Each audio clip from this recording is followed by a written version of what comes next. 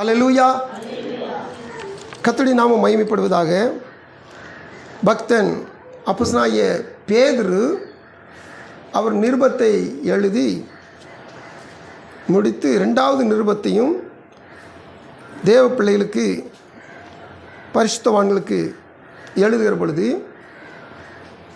வாழ்த்துதல் சொல்லி இந்த வார்த்தையை அவர் எழுதுகிறார். இந்த வார்த்தையே தேவனாய் கர்த்தர் நமக்கு இந்த நாளில் ஒரு வாக்காகவும் அருள் செய்கிறார். தேவனையும் நம்முடைய கர்த்தராகிய இயேசுவையும் அறிகிற அறிவினால் உங்களுக்கு கிருபையும் சமாதானமும் பெருக கடவுது. கிருபையும் சமாதானமும் நமக்கு பெருகும். கிருபையும் சமாதானமும் நம் வாழ்விலே பெருகும். கர்த்தர் கொடுக்கிற ஒரு பிராமிஸ். இதுக்கு நம்ம செய்ய வேண்டிய காரியம் முதல் பகுதி சொல்லுது, தேவனையும் நம்முடைய கர்த்தராகிய இயேசுவையும் அறிகிற அறிவினால் நாம் நிரம்பப்பட வேண்டும்.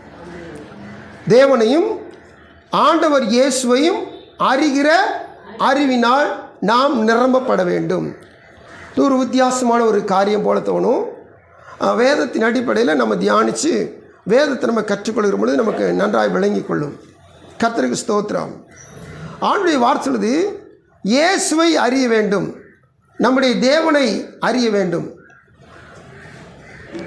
இது என்ன புதுசாக தெரியுது அப்படின்னு கேட்டிங்கன்னா, அறிதல் அப்படின்னு சொன்னால் என்ன? ஆங்கிலத்தில் KNOWன்னு போட்டிருக்கணும். அந்த வார்த்தை அறிந்து கொள்ளுதல், அறிந்தல் அப்படின்னா என்ன? இப்போ உங்களுக்கு உதாரணத்தை பைபிள்லேருந்து சொல்லி, அந்த உதாரணம் கூட கொஞ்சம் டஃப்பாக இருக்கும், நீங்கள் தெரிஞ்சுக்கணும். என்னன்னு சொல்லி கேட்டிங்கன்னா, 4ஆம் அதிகாரம் ஆதியாகமத்தின் புஸ்தகத்தில் வசனம் வாசிக்கிற பொழுது, ஆதாம் ஏவாளை அறிந்தான். அறிந்ததுனால, அதாவது குடும்பமாக இருக்கிறதுன்னு அர்த்தம். இந்த ஆதாம் ஏவாளை அறிந்ததுனால குழந்தை பிறக்குது. அப்போது ஒரு ஆத்மாவும் இன்னொரு ஆத்மாவும் பூமியில் அறிந்து கொள்கிற பொழுது அங்கே ஒரு புதிய ஆத்ம மனுஷனா பூமியில் ஜனிக்கிறது. அல்லேலூயா. இப்போ இயேசுவை நாம் அறியணும். அப்படின்னா என்ன அர்த்தம்?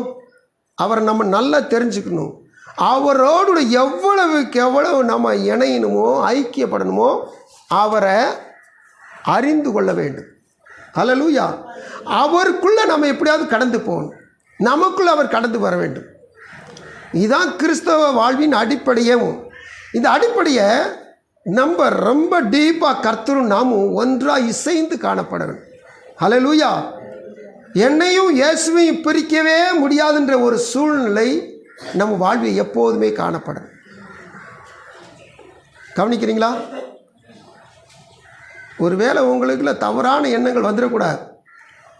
இயேசு நானும் ஒன்றாக இருக்கிறோம். ஆமென். திருமணத்தில் இப்படி ஒரு வாக்கு பண்ண சொல்லுவாங்க, தேவன் இணைத்ததை மனிதன் பிரிக்காதிருக்க கடவன். அப்புறம் வசனம் சொல்லுது, அவள் இருவரும் ஒரே மாம்சமாய் இருக்கிறார்கள். கணவன் மனைவியும் இதுவரைக்கும் தனித்தனியாக இருந்தாங்க. இவங்க ரெண்டு பேருமே இப்போது ஒரே சரீரம் ஆகிறார்கள்னு சொல்லி தேவ சமூகத்தில் வசனத்தின்படியே வாழ்த்துகள் சொல்லுவாங்க. அதனால கணவன் மனைவி என்ன சொன்னால் பிரியவே கூடாது.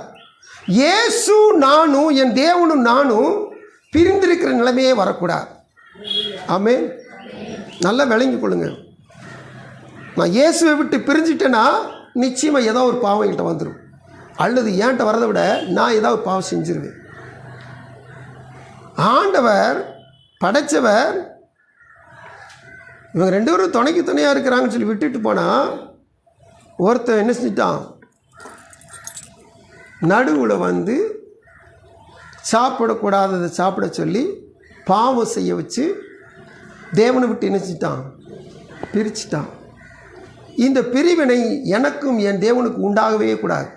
அதுக்கு நான் எவ்வளவுக்கு எவ்வளவு என் தேவனை நான் அறிய வேண்டுமோ அவரை தெரிந்து கொண்டு, அவரை அறிந்து கொண்டு, அவரோடு நானும் அவரும் ஐக்கியமாக இருக்க வேண்டும். அல்லேலூயா. இப்படி ஐக்கியமாக இருக்கிற பொழுது எனக்கு கிருபையும் சமாதானமும் பெருகிக்கொண்டே இருக்கும். முதல்ல நான் கிருபையை பெற்றுக்கொள்வேன். அப்புறம் அந்த கிருபை வாழ்வில் இருந்துச்சுன்னா பெருகி கொண்டே இருக்கும். தேவசமர் காத்திருக்க தேவ பிள்ளைகள், ஒருவேளை இது வரைக்கும் நீங்கள் இந்த வார்த்தையை தியானிக்கிற ஒரு வித்தியாசம் நினச்சிங்கன்னா, இப்போ வேதத்தின் அடிப்படையில் ஒவ்வொரு காரியங்களாக நம்ம தியானிக்க போகிறோம். தேவனாய் கர்த்தரை நாம் தெரிஞ்சு வச்சுருக்கோம். இப்போ உலக பிராணம் ஒரு உதாரணம் சொல்லலாம்னு சொல்லி கேட்டிங்கன்னா, இப்போது ஒரு நண்பன், ஒரு புதுசாக ஒரு நண்பன் கிடைக்கிறான், அல்லது ஒரு தோழி சிநேகிதி கிடைக்கிறாங்க. அப்படி கிடைக்கிறாங்கன்னா இந்த கிடைச்ச நண்பன்ட்டையோ அல்லது தோழிட்டையோ முதல்ல ஒருத்தருக்கு ஒருத்தர் நினைச்சிருவாங்க, புரிஞ்சுக்கிடுவாங்க. சரி, நம்முடைய நண்பன் சுபாவம் இதுதான், நம்முடைய தோழி சுபாவம் இதுதான். அப்புறம் பாருங்கள், நாளுக்கு நாள் இன்னும் நாளாக ஒவ்வொரு சுபாவத்தை நல்லா அறிஞ்சிக்கிட்டு ஒரு நாளில் என்னுடைய நண்பனுக்கு இதுதான் பிடிக்கும், என் நண்பன் வீட்டுக்கு சாப்பிட வந்தானா இதுதான் உனக்கு கொடுக்கணும், என் தோழிக்கு இதுதான் செஞ்சால் விருப்பமாக இருக்கும், அதனால் என் தோழிக்கு இதைத்தான் செய்யணும் அப்படி நம்ம என்ன சொன்னால் தெரிஞ்சு வச்சு அதன்படி நம்ம என்ன சொன்னால் அவங்கள திருப்திப்படுத்துவோம். உண்மையா இல்லையா? காலையில் தூங்கிடக்கூடாது. உண்மைதானே? ஹல்லேலூயா. தேவத்தில் காத்துக்க தேவ பிள்ளைகளே, இப்போ இயேசுவை நம்முடைய தேவனை அறிகிற அறிவு நமக்குள்ள இருந்துச்சுன்னா இவருக்கு என்ன பிடிக்கும், இவருக்கு எதை செஞ்சால் பிடிக்கும், இவர் எதில் பிரியமாயிருப்பா அப்படி சொல்லி பார்த்து நான் அவருக்கு பிரியமானதெல்லாம் செய்வேன். இதுதான் அவரை அறிகிற அறிவு. இவருக்கு என்ன பிடிக்கும், இவருக்கு பிடித்தமானது என்ன, அதை நான் செஞ்சுக்கிட்டே இருக்கணும். அப்படி செஞ்சுக்கிட்டே இருக்க அவரை அறிகிற அறிவில் நான் வளர்ந்துருக்கேன்னு அர்த்தம். இவருக்கு பிடித்தமானது என்ன, நான் எப்படியாவது என் தேவனைத்தான் பிரியப்படுத்த நான் பார்க்கணும். இன்றைக்கி நான் சொல்கிறேன் கேட்டுங்க, அநேக நேரங்களில் உலகத்தை பிரியப்படுத்த பார்க்குறோம், உறவுகளை பிரியப்படுத்த பார்க்குறோம், நண்பர்களை பிரியப்படுத்த பார்க்குறோம், தேவனை மட்டும் விட்டுடுறோம். ஆனால் தேவன் விரும்புவது என்னன்னு சொல்லி கேட்டிங்கன்னா, தேவனை பிரியப்படுத்த வேண்டும், தேவனை பிரியப்படுத்தி கொண்டே இருக்கும். இதான் அவர் விரும்புகிறார். கர்த்தருடைய சமூகத்தில் இந்த ஆண்டவரை அறிகிற அறிவை குறித்து இன்னும் கொஞ்சம் நம்ம விளக்கமாக பார்க்கணும்னு சொன்னீங்கன்னா, வேதத்தில் பவுல் சொல்கிறார் 2 தீமோத்தேயு 1:12 இன்னார் என்று அறிவேன்.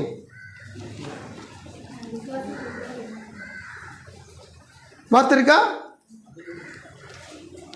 2 தீமோத்தேயு 1:12 இல்லை, அந்த குறிப்பிட்ட வார்த்தை நம்ம நிபுணர் ஆயிரும். நான் விசுவாசித்திருக்கிறவர் இன்னார் என்று அறிவேன். அப்படி சொல்லிட்டு அவர் முடிக்க வச்சுறாரு, அந்நாள் வரை காத்துக்கொள்ள வல்லவர். அப்போ இந்த பவுலுக்கு நல்லா தெரியும், எதை நம்ம ஒப்பு கொடுக்கிறோமோ அதை அவர் என்ன செய்வாராம், கடைசி வரை. அந்நாள் சொன்னீங்கன்னா அவருடைய வருகை வரும். அவர் காத்துக்கொள்ள வல்லவர். இந்த தேவன் வல்லவர் என்பதை பவுல் அறிந்து வைத்திருந்தார். கர்த்தருக்கு ஸ்தோத்திரம்.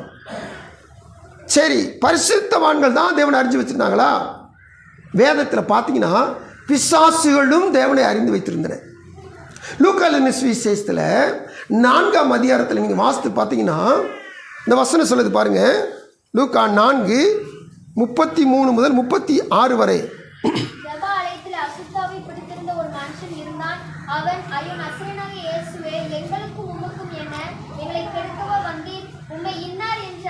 உம்மை இன்னார் என்று அறிவேன்.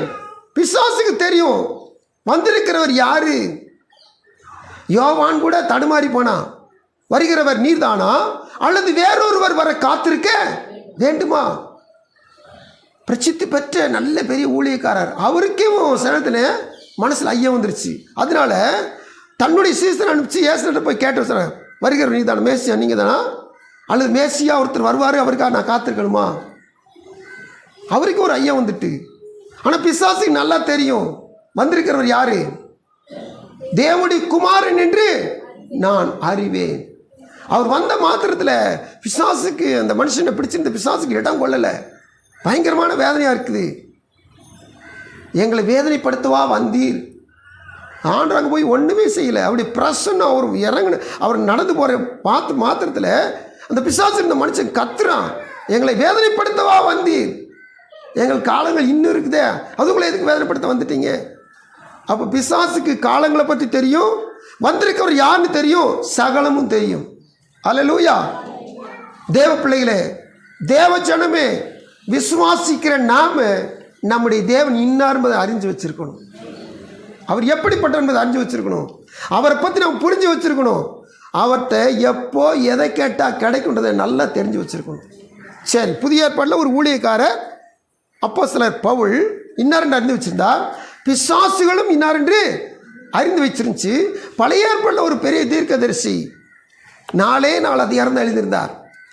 அவரு சொல்கிறாரு, எனக்கு ஏற்கனவே தெரியும் ஆண்டவரே, நீங்கள் இப்படித்தான் செய்வீங்க, அதனால தான் நான் திசை மாறி போனேன், நீங்கள் சொன்ன இடத்துக்கு போகாம நான் வேறு இடத்துக்கு போனேன். யாரு? யோனா. யோனா சொல்கிறா,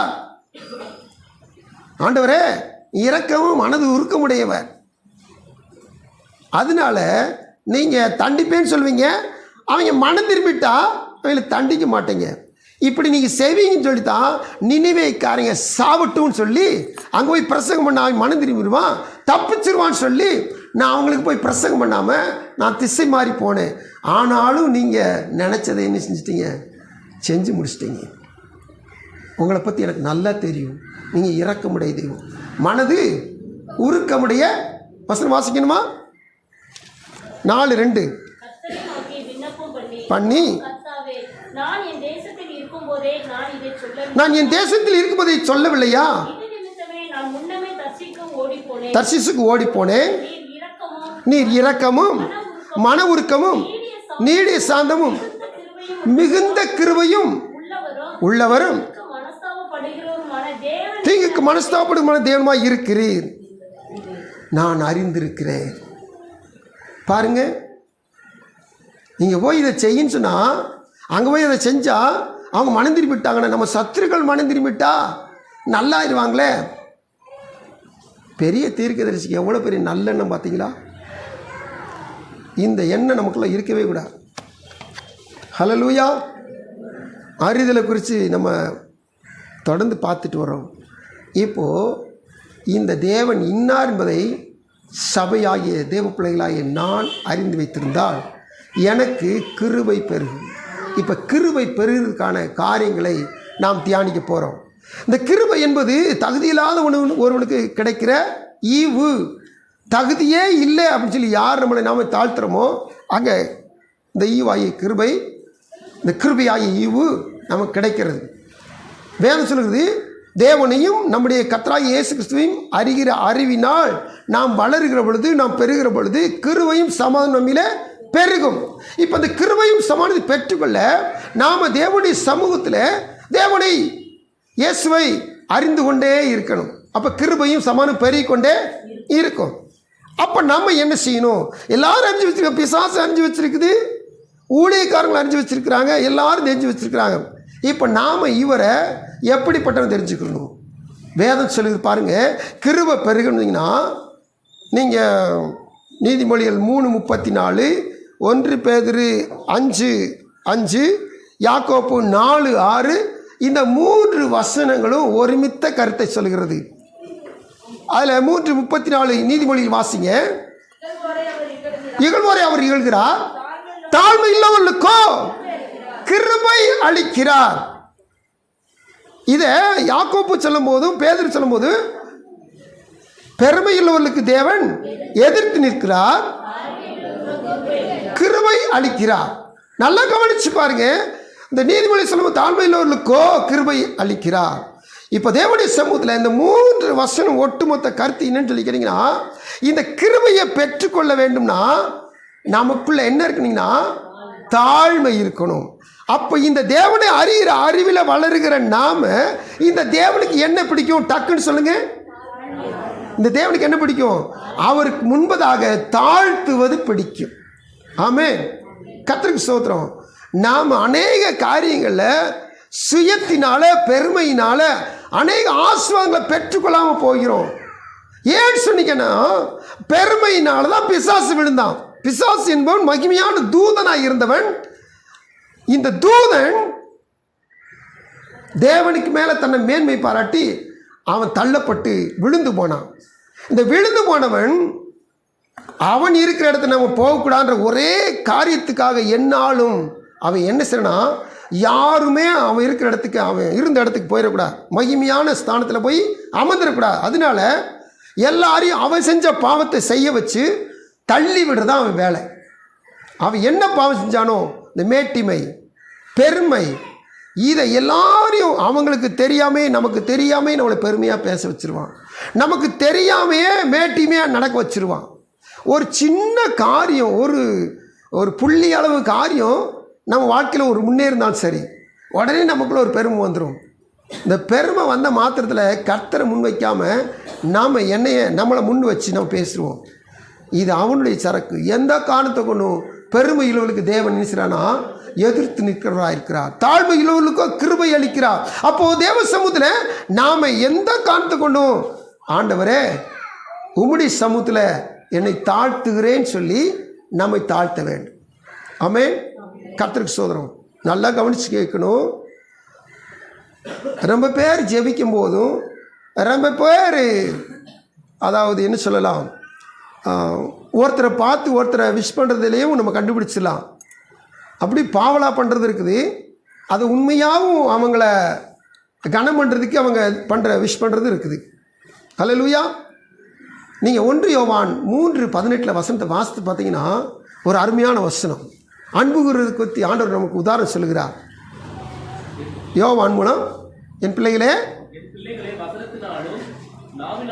வசனத்தினாலும் நாவினாலும் அல்ல. இங்கே பாருங்க, எங்கே போய் வசனத்தை குறைச்ச மாதிரி தெரியும், ஆனால் நல்லா கவனிச்சு பார்க்கணும். வசனத்தினாலும் நாவினாலும் அல்ல, கிரியையினாலும் உண்மையினாலும் அன்பு கூற கடவோம்.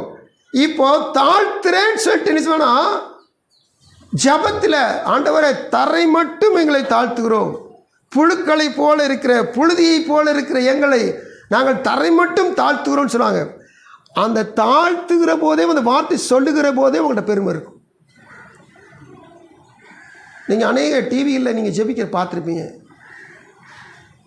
பிதாவாகிய தெய்வத்தை, யெகோவா தெய்வத்தை முதல்ல ஏசாயா தீர்க்கதரிசியின் காலத்திலலாம் அந்த பேரை எழுதும்போது, இந்த யெகோவான்ற பேரை எழுதும்போது ஒவ்வொரு முறை என்ன செய்வாங்கன்னா அந்த இதை மாற்றிடுவாங்களாம், அந்த எழுதுகோலை மாற்றிடுவாங்களாம், ஃப்ரெஷ்ஷாக தான் எழுதுவாங்களாம். அதாவது இன்றைக்கி நம்ம நிப்பு பயன்படுத்துகிறோம், இன்றைக்கி நிப்பும் போயிட்டு இப்போ பால் பேனை பயன்படுத்துகிறோம்.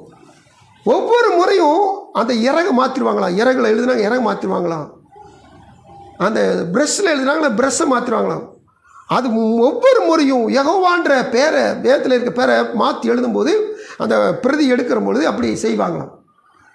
ஆனால் இன்றைக்கி நம்ம சர்வசாதாரணமாக பிதாவை ரொம்ப அசால்ட்டாக, நீங்கள் ஜெபிக்கிற ஜெபத்தை கேட்டிங்களா, இயேசுவின் நாமத்தில் வேண்டுகிறோம் பிதாவே அப்படி ஒரு சைஸாக சொல்லுவாங்க. அவங்க சொல்கிற போதையும் நமக்கு ஒரு மாதிரி இருக்கும். அதாவது இது ஜெபம் பண்ணுறாங்களா இல்லாட்டி அவங்க சினிமாவில் ஆக்ட் பண்ணுறாங்களா அப்படின்னு தெரியும். தேவசன காத்துக்கு தேவ பிள்ளைகளே, தாழ்த்துவது எப்படி இருக்குன்னா இந்த வசனத்தின் அல்லது வெறும் நாவின் அடிப்படையில் இருக்கக்கூடாது. சொல்கிறத ஒரு வசனம் சொன்னால் அதுக்கு கீழ்ப்படின்னு சொல்லி நாவினாலும் கீழ்ப்படிது கிடையாது.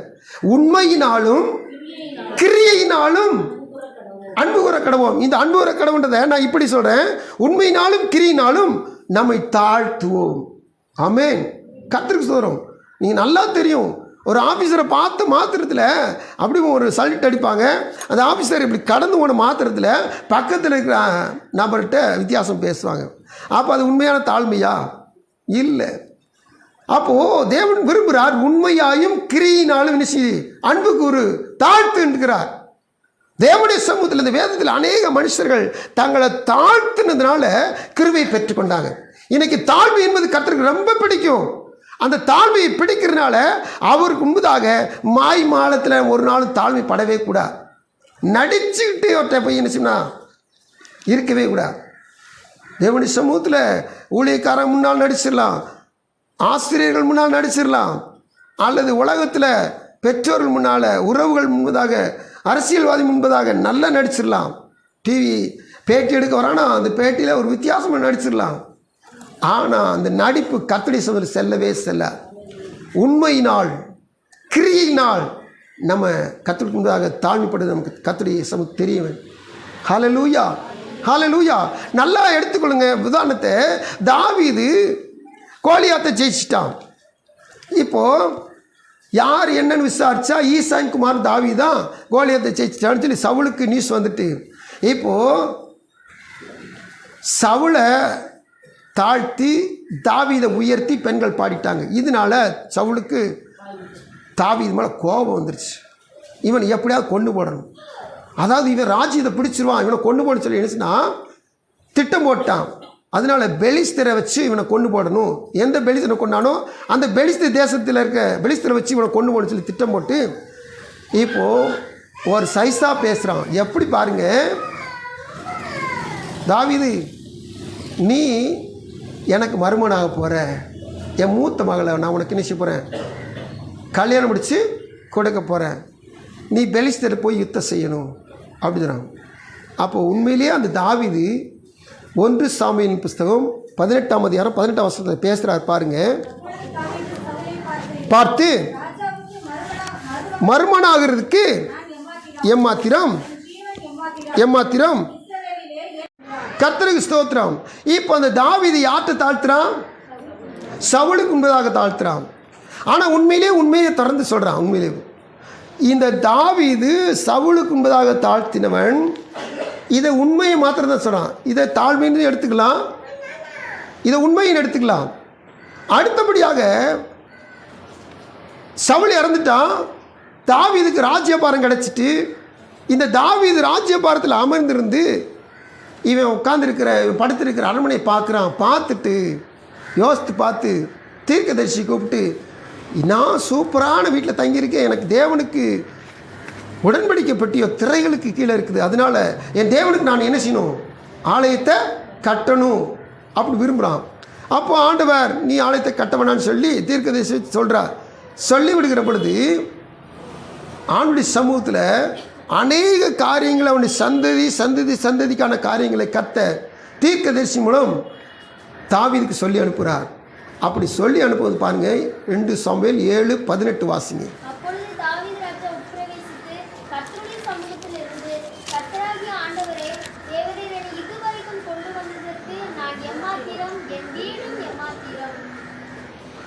இந்த வார்த்தையை கொஞ்சம் பாருங்க. சவுல்கிட்ட என்ன சொன்னானோ அதை தேவனுடைய சமூகத்தில் தேவன்ட்டையும் சொல்கிறான், உண்மையாக சொல்கிறான். நான் எம்மாத்திரம், என் வீடும் எம்மாத்திரம். நீங்கள் நடத்தி வந்த பாதையில் நான் நினச்சி பார்த்தா நான் எம்மாத்திரம் ஆண்டவரே அப்படின்னா, ஆடுகளோட ஆடாக கடந்த நான், வனத்தோடு வனமாக வாழ்ந்தேன் நான். ஆனால் இன்றைக்கி எனக்கு ஒரு அரண்மனை கொடுத்து, எனக்கு ராஜ அபிஷேகத்தை கொடுத்து, எனக்கு ராஜாங்கத்தை கையில் தந்து, எனக்கு 12 கோத்திர ஜனங்களையும் ஆளுகை செஞ்சு வச்சிருக்கீங்களா ஆண்டவரே, நான் எம்மாத்திரம் ஆண்டவரே. இவன் தன்னை தாழ்த்திற்கு முன்னாடியவும், அதாவது வாய் திறந்து தன்னை தாழ்த்தி தேவசபையில் ஜெபிக்கிறான். ஜெபிக்கிறதுக்கு முன்னாடி 16ஆம் வசனத்தை வாசித்து பாருங்க, அவனுக்கு கிடைச்ச கிருபை இங்கே சொல்லப்பட்டிருக்கிறோம். உன் வீடும் உன் ராஜ்யமும் என்றென்றைக்கும் எனக்கு முன்பாக ஸ்திரப்பட்டிருக்கும். இதான் கிருபை. உன் ராஜாசனம் என்றென்றைக்கும் நிலை பெற்றிருக்கும் என்கிறார் என்று சொல்ல சொன்னார். தீர்க்கதரிசிட்ட ஆண்டவர் தாவீதுகிட்ட போய் இதெல்லாம் சொல்ல அநேக காரியங்கள் அவன் சந்ததிக்குரிய ஆசிரியர்கள் அனைத்தையும் சொல்லிவிடுகிறார். அப்படி சொல்லும்போது 16ஆம் வசனத்தில் இவனுடைய ராஜ்யமும் ராஜாசனமும் இவனுடைய சந்ததியும் சகல ஆசீர்வாதங்கள் குறித்து கர்த்தர் கிருபையாய் தாவீதுக்கு கட்டளையிடுகிறார். அல்லேலூயா. எவன் ஒருவன் தேவனுக்கு முன்பதாக தாழ்த்த நினைக்கிறானோ அவன் தாழ்த்திற்கு முன்பதாகவே அவனுடைய உள்ளத்தை பார்த்து அவனுடைய கிரியை பார்த்து கர்த்தர் அவனை ஆஸ்வதிக்கிறவராக இருக்கிறார். அந்த ஆஸ்வதிக்கிற ஆஸ்வாதம் தான் கிருபை. அந்த கிருபை நம்முடைய வாழ்வில் பெருகும். இன்னைக்கு இந்த தாவீதை போல நான் என்னை தாழ்த்துகிறவனாக தேவசபையில் காணப்பட வேண்டும். ஆமென். கவனிக்கிறீங்களா? சும்மா தாழ்மைன்னு சொல்லி போனோம்னா நமக்கு கிருபை கிடைக்கவே செய்யாது. ஆண்டு சமயத்தில் இந்த வாயில ஜெபத்தின் மூலம் அந்த தாழ்மை வர்றதுக்கு முன்னாடி அவன்கிட்ட காணப்பட்ட தாழ்மையை கர்த்தர் கண்டு அதற்கு முன்னமே கிருபையை கொடுத்துட்டார். கர்த்தருக்கு ஸ்தோத்திரம். நீங்கள் அநேக காரியங்களை வேதத்திலிருந்து வாசிக்கும் போது ஒவ்வொரு காரியம் கண்டுபிடிங்க. தேவ சமூகத்தில் தேவ பிள்ளைகள் தங்களை தாழ்த்துறாங்கன்னா உடனே அவர் கிருபையை தருகிறவராக இருக்கிறார். காரணம், அவர் வசனம் ஒரு நாள் பொய்யாய் போவதில்லை. தாழ்மையில் உள்ளுக்கோ கிருபை அளிக்கிறார். எந்த காரணத்தை கொண்டும் இவரை நம்ம எப்படி அறிந்து கொண்டீங்கன்னா, இவர்கிட்ட போனால் இவர்கிட்ட போய் தாழ்த்திட்டா நிச்சயமாக கிருபை கிடைச்சிரும். கிருபை பெற்றுக்கொள்ளலாம். அதுக்கடுத்து இவருடைய கிருபையில் பெருகவும் செய்யலாம். நமக்கு ஆண்டு பண்ணுற ப்ராமிஸ், கிருபை பெருகும், சமாதானமும் பெருகும். ஆமென். அப்போ தேவ சமூகத்தில் ஒரு நாளில் சவுலை சேர்த்துட்டான். சவுளுடைய பிள்ளைகள் அனைவரும் ஒரே நாளில் சேர்த்துட்டாங்க. இவன் நல்ல நிலைமைக்கு வந்துட்டான் தாவீது. நல்ல நிலைமைக்கு வந்த தாவீது, ஐயோ நான் என் நண்பன் உயிரோடு இருக்கும்போது நண்பனுக்கு வாக்கு பண்ணேனே, நான் நல்லா இருக்கிற காலத்தில் அவன் பிள்ளைகளாம் காப்பாற்றின்னு சொன்னேன். யோசித்து பார்க்குறான், நினச்சி பார்க்குறான். அப்போது யோனத்தான் பெஸ்ட் ஃப்ரெண்டு. அந்த யோனத்தானுடைய சந்ததியில் யாராவது இருக்காங்கன்னு சொல்லி விசாரித்து பார்த்தா ஒருத்தர் இருக்கிறான், கால்கள் முடமான மேவி போசேத்துன்னு சொல்லுதானே ஒரு இளைஞன். ஒருவன் மாத்திரம் இருக்கிறான். விசாரித்து பார்த்து கூப்பிட்டு வந்தா அந்த மேவி போசத்தை பார்த்து தாவீது பேசிக்கிட்டு இருக்கான் பாருங்க. அப்படி பேசும்போது இந்த தாவீதுட்ட மேவி போசத்து சொல்லுகிற காரியங்களை நம்ம வாசிக்க போகிறோம். 2 சாமுவேல் புஸ்தகம் 9ஆம் அதிகாரம் 8ஆம் வசனத்தை வாசிங்க. இந்த மேவி போசத், அதாவது தாவீதுடைய ஃப்ரெண்டோட மகன் மேவி போசத் சொல்கிறான், செத்த நாயை போல. எப்படி தாழ்த்துறான் பாரு. செத்த நாயை போல என்னை உமது அடியான் எம்மாத்திரம். நான் எந்த தகுதி உடையவன்? உங்கள் ஃப்ரெண்டோட மகன்தான். ஆனால் இப்போ எனக்கு ஒரு தகுதியும் கிடையாது. நான் எம்மாத்திரம். ஏன் இப்படி சொன்னேன்னு சொல்லி கேட்டிங்கன்னா 6ஆம் வசனத்திலிருந்து வாசித்து பாருங்க.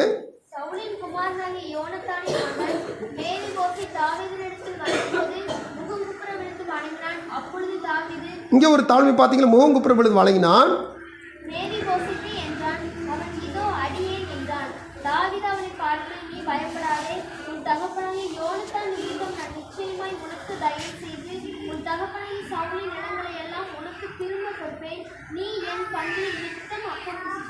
ஒரு ராஜா ஒரு முடவனுக்கு எவ்வளோ மரியாதை செய்கிறான் பாருங்க.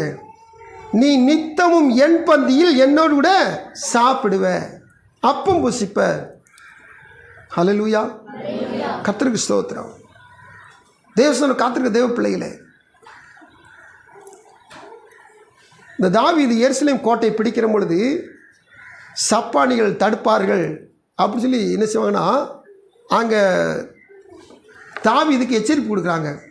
ஆனால் தாவீது சொல்கிறான், எவன் ஏறி இந்த சியோன் மலையை, இந்த எருசலேம் நகரத்தை முந்தி பிடிக்கிறானோ அவன் சேனாதிபதியாக இருப்பான், தலைவனாக இருப்பான்னு சொல்லி அறிவிப்பு கொடுக்குறான். உடனே யோவா பண்ணிச்சுட்டான், ஏறி பிடிச்சி எருசலேமை பிடிச்சிட்டான்.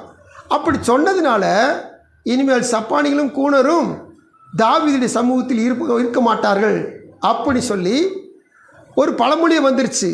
ஆனாலும் கூட இந்த தாழ்மையோடு தேவ சமூகத்தில் தாழ்மையோடு ராஜ சமூகத்தில் நடந்து கொண்ட மேவி போசேத்திற்கு நித்தமும் அவனோடுடைய ராஜாவோடைய போஜனம் பண்ண முடியாத பெரிய ஸ்லாக்கியத்தை இந்த தாவீது அனுக்கிரகம் பண்ணினான். காரணம், மனுஷருக்கு முன்பதாகவே இந்த மேவி போச தாழ்த்தினால இவனுக்கு கிருபை கிடைச்சிட்டு. இப்போ இந்த வசனத்திலிருந்து நம்ம கண்டுபிடிக்கிற காரியம்னு சொல்லி கேட்டிங்கன்னா, இந்த தாவீதுகிட்ட போனால் நம்ம தாழ்த்திட்டோம்னா நம்ம பிழைச்சோன்னு சொல்லி அவன் தாழ்த்தினா அவனுக்கு கிருபை கிடச்சிட்டு, அவனுக்கு தயவு கிடச்சிட்டு. சாதாரண ஒரு மனுஷன், சாதாரண ஒரு ராஜாட்ட தாழ்த்தும் போது தயவு கிடைக்கணுங்கன்னா, பெரிய ராஜாதி ராஜாவும் நம்முடைய ஆண்டவர் இயேசு என்பதாக நாம் உண்மையிலேயும் கிரியிலே நம்மை தாழ்த்துற பொழுது மெய்யாகவே கர்த்தர் நம்மேல் கிருபை உருந்து நமக்கு கிருபையை கிடைக்க பண்ண வல்லவராயிருக்கிறார். கிருபையை பெருக பண்ணவும் வல்லவராயிருக்கிறார். சந்தோஷமா இருக்கிறீங்களா? அப்போது அந்த கிருபை என்பது தாழ்மையிலோருக்கு கிடைக்கிற ஒன்று. தகுதி இல்லாதவனுக்கு கிடைக்கிற ஒன்று. இந்த கிருபையை நம்ம பெற்றுக்கொண்டீங்கன்னா, இந்த தேவன் எதில் பிரியமாக இருக்கிறாங்கன்னா, யார் தங்களை தாழ்த்துறாங்களோ அவங்க மேலே பிரியமாக இருக்கிறாங்க. ஸ்தோத்திரம்.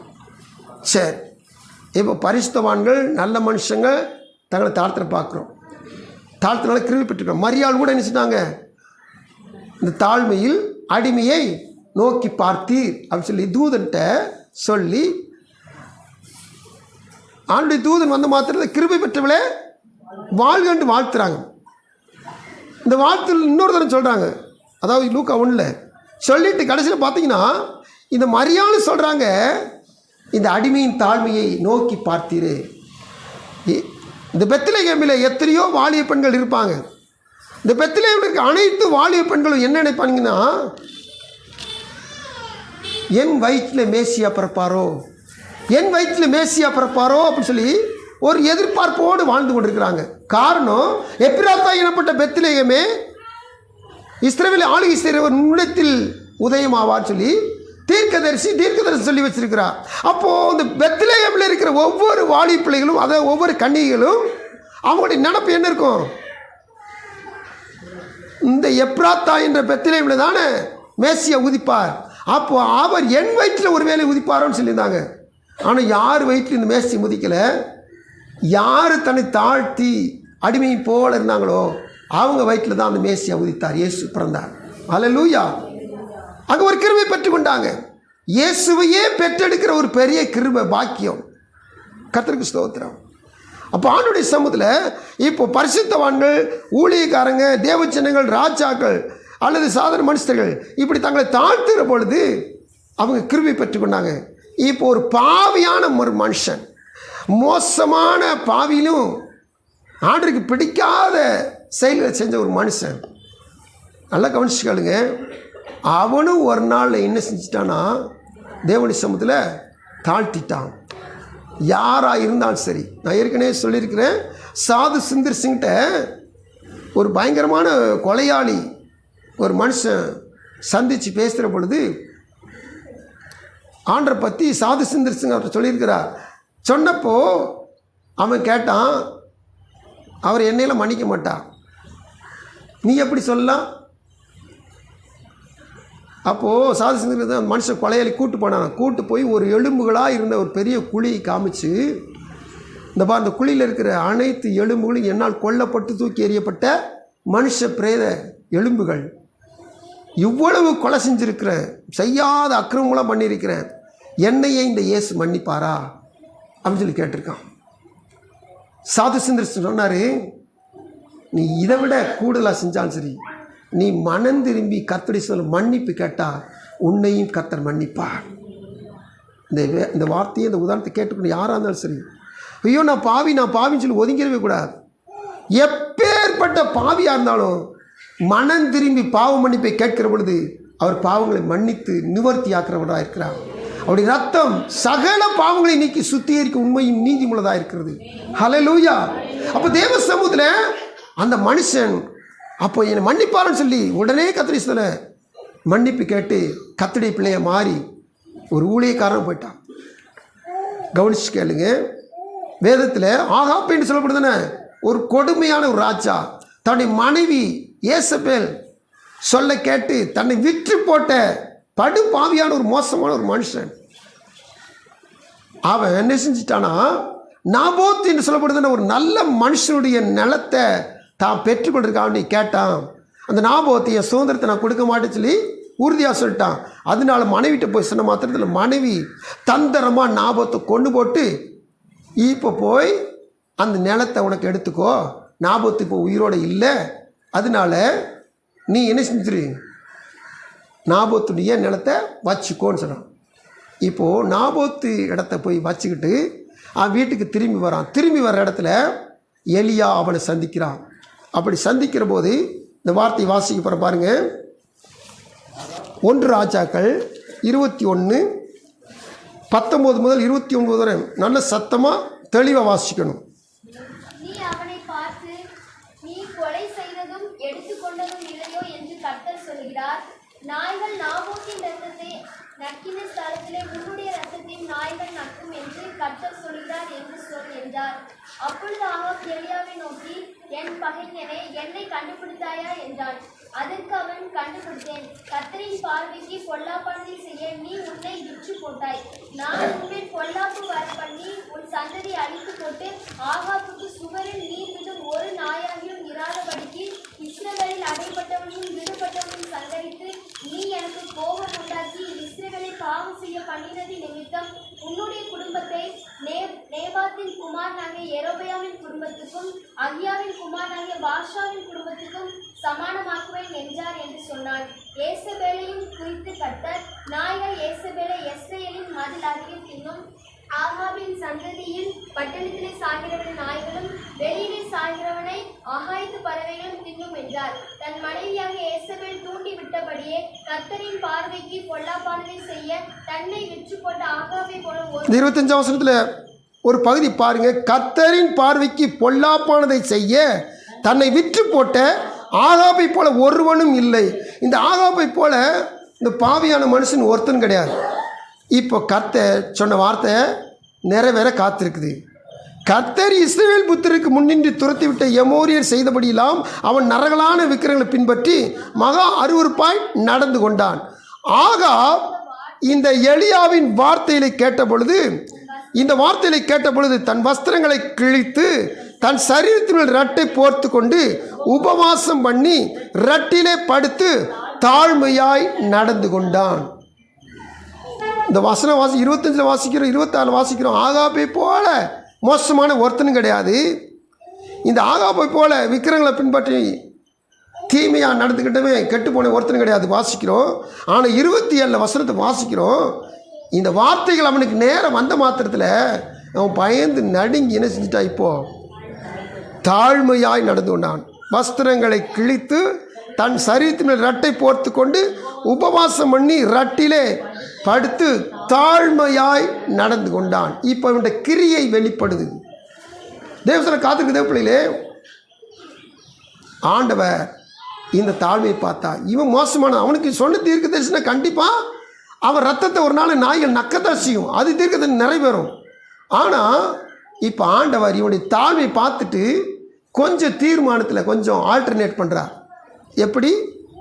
அப்பொழுது கர்த்தருடைய வார்த்தை திஸ்பினாகிய எலியாவுக்கு உண்டாயிற்று. அவர், ஆகாப் எனக்கு முன்பாக தன்னை தாழ்த்தினதை கண்டாயா? அவன் எனக்கு முன்பாக தன்னை தாழ்த்துகிறபடினால் நான் அவன் நாட்களில் அந்த பொல்லாப்பை வரப்பண்ணாமல் அவன் குமாரன் நாட்களில் அதை அவன் வீட்டின் மேல் வரப்பண்ணுவேன் என்றார். அல்லேலூயா. ஆண்டவருடைய சமூகத்தில் பாவிதான், மோசமான பாவிதான். ஆனால் தாழ்த்தினதுனால பொல்லாப்பு அவனுக்கும் அவன் சந்ததிக்கு வந்துச்சு. இப்போது அந்த பொல்லாப்பை கொஞ்சம் தாண்டி போக பண்ணுகிறார். காரணம், அவன் தன்னை தாழ்த்தினால கர்த்தர் கண்களை தயவு கிருபை கிடைச்சதுனால இந்த கிருபை அவனை பெரிய பயங்கரமான சோதனை தப்பி லேசாய் அவனுக்கு கிடைத்து இந்த கிருபை அவனை தாங்கி கொண்டது. ஹல்லேலூயா, ஹல்லேலூயா. தேவசர் காத்திருக்க தேவ பிள்ளைகள், நம்ம ஜெபிக்க போகிறோம். ஆண்டவர் இன்னார் என்பதை நம்ம என்ன செய்யணும்? அறிந்து வைத்திருக்கணும். திரும்பி ஆரம்பத்தில் சொன்னதை நான் திரும்பி சொல்கிறேன், நல்லா கவனித்து கேளுங்க. இந்த கணவன் எப்படிப்பட்டவர் என்பதை மனைவி அறிந்திருக்கணும். அந்த மனைவி எப்படிப்பட்டவன் என்பதை கணவன் அறிந்திருக்கணும். திருமணத்தன்னைக்கு ஆலோசனை சொல்லுவாங்க. திருமணத்தன்னைக்கு யாருமே ஆலோசனை கேட்க மாட்டாங்க. வந்திருக்கிறவனும் கேட்க மாட்டாங்க, தம்பதியினரும் கேட்க மாட்டாங்க. ஆனால் உண்மையிலேயும் இப்படிப்பட்ட நேரத்தில் சொன்னால் நல்லா கேட்போம்.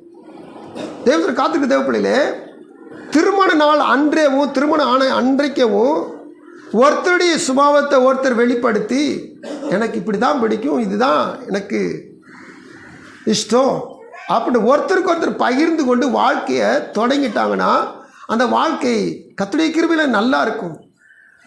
மறைச்சி வச்சு இவங்க மூடி மறைச்சி வாழ்க்கையை ஓட்டினாங்கன்னா கடைசி வரைக்கும் பிரச்சனையாக தான் இருக்கும். அல்லேலூயா. அதுக்காண்டி சில நேரத்தில் சிலர் திருமணத்துக்கு முன்பதாக தவறுகள் பாவங்கள் செஞ்சானா அந்த பாவரிக்கு போய் கணவன்கிட்டையோ மனைவிட்டையோ சொல்லிட்டு மாட்டிக்கிட்டு அநேக பிரச்சனை உண்டாயிருக்க குடும்பத்தில். அப்படி செஞ்சிடக்கூடாது. அல்லேலூயா. ஏன்னா 2 விதத்திலையும் யோசித்து நடக்கணும். தேவசனம் காத்திருக்க தேவ பிள்ளைகள் ரொம்ப ஞானமுள்ளவர்களாக ரொம்ப ஜாக்கிரதையாக இருக்கணும். ஆமென். நான் சொல்ற நல்லா விளங்கி கொள்ளுங்க. எந்த ஒரு பாவத்தையும் என் ஆண்டவர்கிட்ட மாத்திரம் தான் என்ன செய்யணும், சொல்லணும், அறிக்கை செய்யணும். நீங்கள் கணவனாக இருந்தாலும் சரி, மனைவியாக இருந்தாலும் சரி, ஐயோ நம்ம கணவன் உண்மையாக இருக்கான்னு சொல்லி ஏதாவது நீங்கள் பழைய காலத்தில் செஞ்சதை போய் சொல்லி நீங்கள் மாட்டிக்கிட்டீங்கன்னா அது வாழ்நாள் முழுதும் உங்களுக்கு ஒரு கரும்புள்ளியாக போயிடும், ஒரு சிவப்பு புள்ளியாக போயிடும். எந்த பாவத்தையும் எந்த அக்கிரமத்தையும் எந்த மீறல் மன்னிக்கிறவர் இயேசு ஒருவரே. பாவ சம்பந்தப்பட்ட காரியத்தில் அவர்கிட்ட மட்டும் உங்களை வெளிப்படுத்துங்க, மற்ற யார்ட்டையும் செய்யாதீங்க, வெளிப்படுத்தாதீங்க. தேவசர் காத்திருக்க தேவ சகல காரியத்தையும் கணவனுக்கும் மனைவிக்கும் ஒருத்தருக்கு ஒருத்தருச்சுன்னா வெளிப்படுத்தி நீங்கள் வாழ்ந்தீங்கன்னா வாழ்வு இன்பமாக இருக்கும். தேவசனை காத்திருக்க தேவ பிள்ளைகளே, எப்படி இந்த கணவனோ அல்லது மனைவியோ ஒருவருக்கு ஒரு அறிந்து வாழ்க்கையை இன்பமாய் வாழ்கிறார்களோ, இதே போல நாம் இயேசுவை நம்முடைய தேவனை அறிகிற அறிவில் நாம் நடந்து கொண்டோம் என்றால், அவருக்கு பிரியமானது இன்னது என்பதை தெரிந்து கொண்டோம் என்றால், வாழ்நாள் முழுதும் நமக்கு கிருபையும் சமாதானம் பெருகிக்கொண்டே இருக்கும். எல்லாரும் கண்ணு முடிச்சு செபிக்கலாம். அன்பின் பரலோக பிதாவின் கோடி ஸ்தோத்திரப்பா. மகிமையின் ராஜாவே, நீங்கள் கொடுத்த அந்த ஜூன் மாதத்தின் முதல் ஞாயிற்றுக்கிழமை பொழுதிலும் கர்த்தருடைய சமூகத்தில் நாங்கள் காணப்பட உதவி செய்ய ஸ்தோத்திரம். இதோ தேவனாய் கர்த்தரை மகிமைப்படுத்தி ஆராதிக்க, தேவனாய் கர்த்தருடைய சமூகத்தில் உடைய வார்த்தையில் தியானிக்க எங்களுக்கு அனுக்கிரகம் பாராட்டின ஆண்டவர், தொடர்ந்து இந்த வார்த்தையில் எங்களோடு பேசியிருக்கிறீங்க. எங்களுக்கு கிருபையும் சமாதானம் பெருக நாங்கள் செய்ய வேண்டிய காரியம், என் தேவனை என் இயேசுவை நாங்கள் அறிகிற அறிவில் வளர வேண்டும். அந்த அறிகிற அறிவில் நாங்கள் நிலை நிற்க வேண்டும். உதவி செய்யுங்க. உன்னத கிருபையால் நிரப்புங்க. அன்று இந்த கிருபையும் சமாதானம் நாங்களை பெற்றுக்கொண்டதில் நாங்கள் பெருக எங்களுக்கு உதவி செய்யும். இப்பொழுதும் ஆண்டவரை ஒவ்வொரு சந்தோஷமானதை நிரப்புங்க. கிருபை பெற்றுக்கொள்ளாத ஒவ்வொருவருக்கும் தாழ்மையை அவர்கள் கை கொள்ளுகிற பொழுது ஆகாப்புக்கே கிருபை தந்த ஆண்டவரே, மனுஷருக்கு முன்பதாக தாழ்த்தின மேவி போசத்துக்கே கிருபை தந்த ஆண்டவர் கர்த்தாவே, எங்களையும் நீ முடிச்சவங்களை தாழ்த்துற பொழுது கிருபை நான் நிரப்பி அதை பெருக பண்ணவும் வல்லவராக இருக்கிறேன். அப்படியே செய்யுங்க. துதி கனமையும் நமக்கு ஒருவருக்கு எடுக்கிறோம். மீட்பர் இயேசு கிறிஸ்துவின் பரிசுத்த நாமத்தில் பணிவன்புடன் மன்றாடுகிறோம். ஜெபங்கள் நல்ல பிதாவே, ஆமென்.